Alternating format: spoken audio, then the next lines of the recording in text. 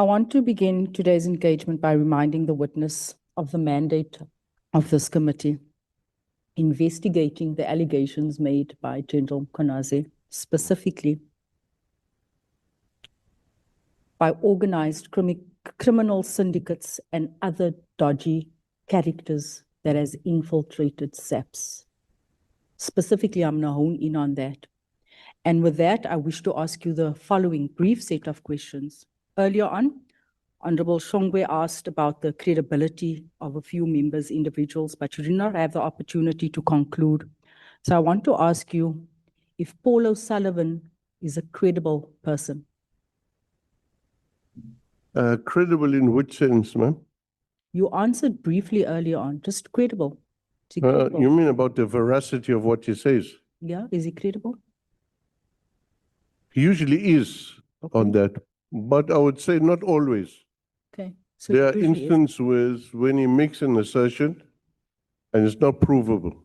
Right. Jackie Salebi, whom you referred to yesterday as your brother. So credible. when I said he was my brother and you did not allow me to respond, I meant before the controversy with, I think the guy was, I can't remember the name, Italian name guy who he took money from or something. But before that, Glenn Agliotti. yeah, that's probably the name. So my perception of him would change, especially when he goes to prison for that, for taking money. From an alleged drug dealer. Yeah, I mean, this alleged is maybe too soft. Yeah. So before that, I saw him as he had left the country earlier than us, set up the youth league and stuff outside.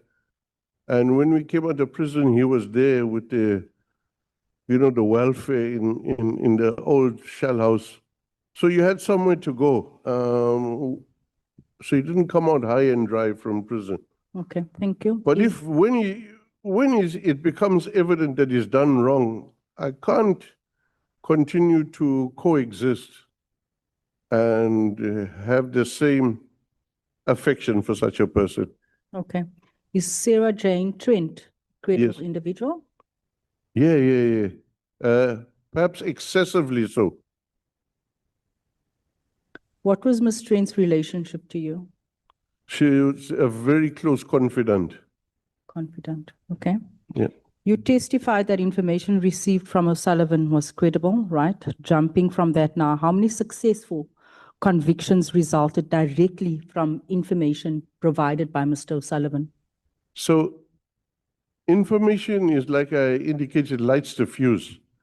But that's only the beginning of the process and gets our attention to look there. But really, there's a lot more work that goes in afterwards. So there's nothing you can ascribe solely to his information that he gave. But just give us off the top of your head, 1, 2, 3 of these investigations. Oh, Patlani. Excuse me? Patlani. Patlani. You consider that successful?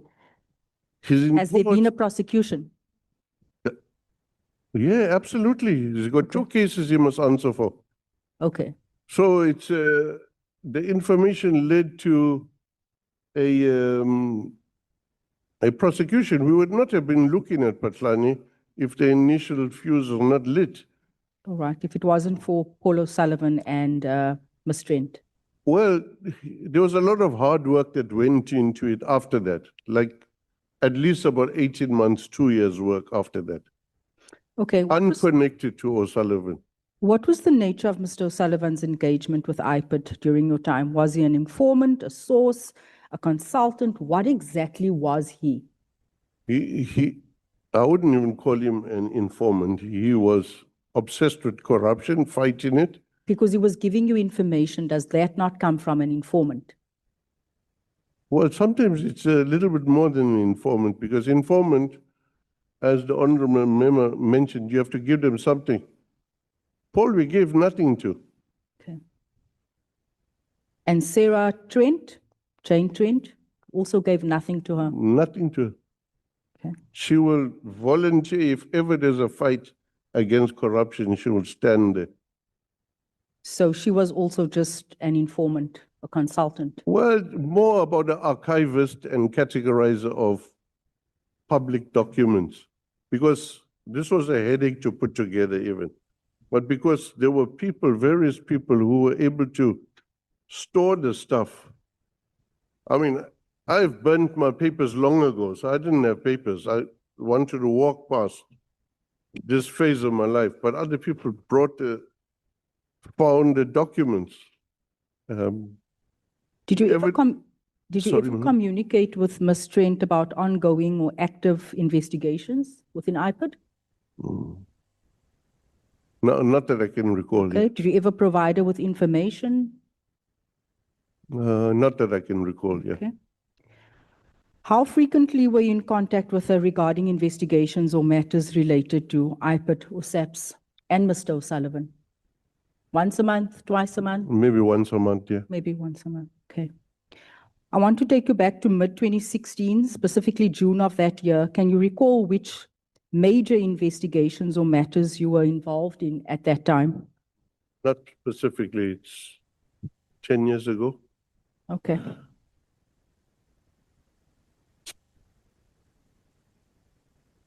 Okay, can you explain why you said you've never given anyone information? Paul O'Sullivan and Sarah Trent, you've never given them information. That is what you said earlier on. Yeah. You said you spoke to them once. What was it, once a year? Once a Maybe month? sometimes twice or You thrice. said you spoke to them once a month. You said you've never given information. You said you spoke to them once a month, and you said there was no payment. That's what you said, right? Can you explain why on the 17th of June, 2016, you sent a communication to Ms. Trent saying that we are making history? You mean we are making history? The Yeah. collaboration is making history here. Excuse me? The collaboration, The collaboration. yeah. The collaboration on what? The information provided, the other side of the coin where more deeper investigations are there. Okay. No. Because that's in a conversation between yourself and her. Yeah. There on page 17, WhatsApp Yeah. conversation, where you Yeah. said to her, we're making history. Can you explain why on the 13th of December, 2016, you would be passing information? You just said earlier on, you did not pass any information to her. I have records here that I found where she is requesting information from you, and you are providing her and Mr. Paul O'Sullivan with information on several occasions. I don't know what is it that you have there. Okay. And who gave it to you? Can you explain? It doesn't matter. Can you explain on 13th December why you'd be passing information to Ms. Trent where you say, get this to Paul right away? That's on page 39. What was it about? The arrest? I'll tell you now. There's so much. I just got this earlier on.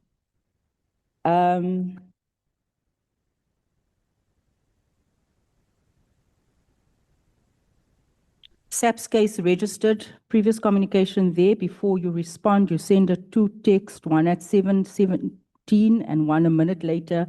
SAPS case registered on 12th of the 12th, Bedford, case number 159/12/2016, suspects McBride, Sibia, O'Sullivan, and Kutsia.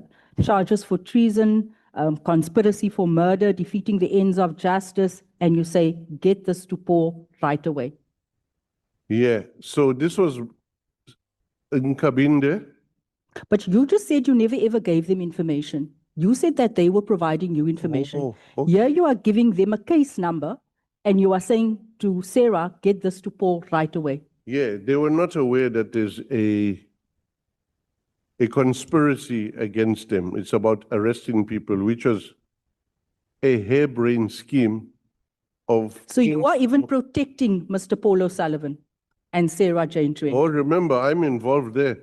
Yeah, My name is there. your name is here, but you just earlier on testified that you did not give information to these individuals. Yeah, but the issue You is, testified earlier on that you only speak to these individuals once a month, and the records reflects that you spoke to them once a day, all day long. well, in instances where everybody is at threat, So you lied twice already to this committee. that's absolutely untrue. No, it is true because I have proof. Well, you're avoiding the context. I have proof, but this is not about context. I have the context and I have the proof that you were in conversation with these people almost daily. From 2016, you were reinstated, I think, in 2015, or when were you reinstated? 2016, early 2017, you were in contact with Sarah Jane almost every day. The two of you were going for drinks. The two of you had a romantic affair. I put it to you. Am I right? No, You did not. No, I So your messages to Ms. Lee saying, can I see you, even if it just means we start by holding hands, I miss you, my darling, that is not romantic. well, if I said, Julle het die kat geknyp. no, if I said that, yeah, I always, Honorable James and Mr. McBride, huh? can we go slow on it? Can we? Go slow. Okay. Yeah. So, yeah. Yeah, if you bring emotions to it, it's no longer the way we desire it. Can we just go slow? I have messages between yourself. We were trying to ascertain here, why is it that SAPS has been infiltrated? Why is it that Mr. Kabinde said, yeah, furthermore gave an account of Paul O'Sullivan's involvement in IPID matters at the time when I held the position of executive director at IPID. That is the allegation at hand. That is what we're probing. We are trying to understand why is it that these two individuals that has no formal contact with SAPS has so much information and their involvement. And I'm trying to ascertain to what extent is this relationship? Because based on this information, you rolled out the red carpet to Mr. Paul O'Sullivan. Sarah Jane was the in-between, where she would get information to you and say, don't call first, Paul, so that it doesn't reflect. And you would say to her, don't worry, I've got it covered, I've deleted the information. Yeah. So what information was that, and where did you get that from? Doesn't matter where I got this from. You are Okay. meant to answer my So- questions, so not if I don't this know where where you I've got got this I can't information from. answer. Because this shows here that you had a romantic affair with Miss, and your pet name for her was Clippity Clop. That was your romantic name for her. It's- And you would meet and share information on SAPS's dockets. You would share with the two of them. No, I didn't. I've got it here. I'm going to, for record purposes, I will provide this to all the members. I will share it on the group. Yeah, that's fine. It cannot be fine, sir. You have allowed dodgy individuals to infiltrate SAPS, to run meetings. Even I haven't infiltrated SAPS.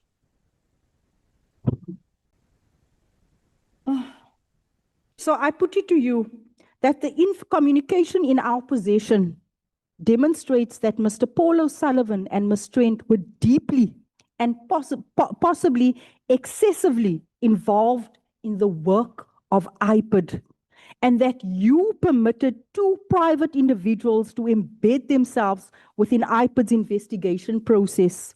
And effectively, they're operating as a parallel or a shadow structure that influenced or infiltrated with investigations. Do you dispute this? Yeah, disputed. The You two cases disputed. Patlani is facing got nothing to do with O'Sullivan or his associates. It's a pure clean case against Patlani. You said they were providing you with information. You even sent Sarah Jane messages asking her to scrutinize and get details on people's bank accounts, get details on people's credit history, their status, everything. So, You said earlier on that they had forensic capabilities that SAPS didn't have. yes, and so credit information is not. It's something SAPS cannot do. I'm not in SAPS. I was not in SAPS. So Sarah Jane and Paul O'Sullivan are the people doing that for you in We IPID. don't have access to credit information. Credit information gives you everything, and it's not illegal to get credit information. Everybody can do it. If you go into buy a cell phone, they want to look at your credit. I'm not stuff. saying it's illegal. I'm saying I'm speaking to your relationship with these two individuals that you played down earlier on. Well, the issue is quite simple for me. If I need the information, I will request it because it gives information. Even to go into people's bank accounts. Well, Is that legal? to bank accounts, I don't need to. I don't But need. in this communication, you request and you ask Sarah to please go into people's bank accounts. No, it's not bank accounts. It's not bank accounts. It's credit information, which Edgar's, Pick and Pay, everybody has. And you are not able, so number one top secret So, service agent, Honorable James, you're not able to get that information. Honorable James, so when you say it is credit information, are you making a confession that you made a reference of those matters to her to No, get no, that credit I'm actually information? not, but it wouldn't be out of sorts to request such information somewhere. Normally, we would create internally our own capability to do that, but that would cost money. No, okay. She says to you bank accounts, Yeah, and you say, no, it's not bank account, it's credit information. yeah. What is the context within which that credit information was requested? Or because you get information on cars, houses, connections, who drives cars. That's what you get. Yes, credit information of who? I think whoever the subject of the investigation is, or as SAP says, person of interest. And this person is a private citizen, Sarah Jane. Well, the private citizens at Edgar's are able to get in any one of your accounts. It's a private citizen, yes. Is the answer yes or no? Private citizen also does forensic analysis. It's fine, I agree with you. Yeah. I'm saying in her own private life, Yeah. she's in conversation with the head of the IPID, which in that case was yourself. Yeah. I'm not sure what the issue is. And then you converse about credit details of other citizens of the Republic. That has been done every day. That is the question that the honorable member is asking you, if you can just look at her and respond. Yeah. So I don't remember that specifically, but it's not a problem for me to ask. Normally we would ask DPCI and they'll find it for us. They do it all the time. So why didn't you ask DPCI? Why do you go to a private individual to get all your information from? Earlier on, you were hell-bent on telling us that they were providing you with information because SAPS did not have the forensic tools. And now you are saying that, no, actually we do have it. We can actually get it from DPCI. Well, that's what we did afterwards. That's what Afterwards, but the fact remains you lied because you said SAPS does not have the tools in place. No, I for didn't say this. SAPS. You said we don't have the forensic IPID. expertise. IPID. But still, it IPID falls is within SAPS. SAPS. So you go to a private individual, sir. I'd go wherever I have to go. You go wherever, even if it's breaking the law. Let's do like this so that the exchange must not be heated. I want you to have a cordial conversation. Can we go slow on it? I don't have time to go slow. I will You give you actually that. wanted- I will give you that time where I interjected.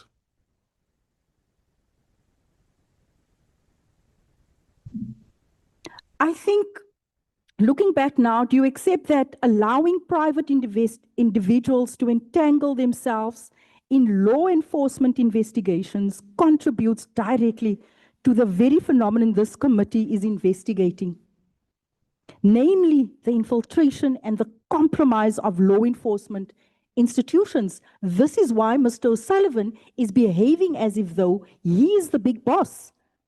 I just missed a question here where you refer to Ms. Trent and you say to on the 2nd of December, you say stuff like, yes, boss, understood. I thought you were the boss. Well, I call lots of people inside this room boss when I greet them or meet them. Just anxious for a breakthrough to turn the tables, which came after you had a meeting at Mr. Paul O'Sullivan's home the night before. And you claim that you don't have a close relationship with these people. You're going for prize, you're meeting at Papa's in Sandton, at all over. You're sitting by the swimming pool, having whiskey with them. You have a friendship with them. Is that still just a business? Which swimming pool is that? I don't have time to go through here. This is a very thick document, Chair, but it's in here. So the source of the document is what? It doesn't matter. That's my source. You didn't disclose, you know. Yeah, you cannot disclose your source. I will not disclose my source. Okay. Fact of the matter is, the one thing in Kabinde van almal kom hierso en hulle vertel ons 'n bondel leuns and we're not able to establish the authenticity of the information they put before us. And we as MPs have to go the extra mile to make sure that we get credible information to verify what you have been Not put sure in it's here. credible. The one thing Mr. Nkabinde was right about is the fact that you have rolled out the red carpet for Mr. Paul O'Sullivan and all these other cronies. Thank you, Chair.